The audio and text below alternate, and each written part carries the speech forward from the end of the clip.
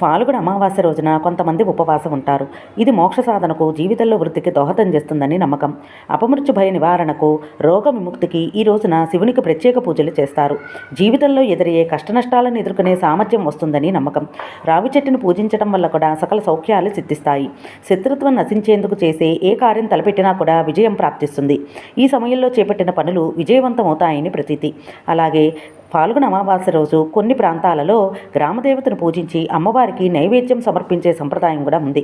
అమావాస్య తిథి నాడు శ్రీ మహావిష్ణువు ఆరాధన చేయటం, భాగవత పారాయణ చాలా మంచిదని నమ్మకం. ఈ రోజున చేసే దాన ధర్మాలు అంతులేని ఫలితాలను ఇస్తాయి. ఈ రోజున చేసే పూజ కుటుంబం, సంతాన వృద్ధికి దోహదం చేస్తాయి.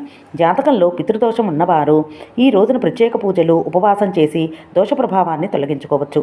కుటుంబంలో శాంతి నెలకొంటుంది. నదీ స్నానం వల్ల కూడా పితృదేవతలు సంతోషిస్తారు. వారి ఆశీస్సులు దొరుకుతాయని పెద్దలు చెప్తారు. శ్రీమాత్రేన.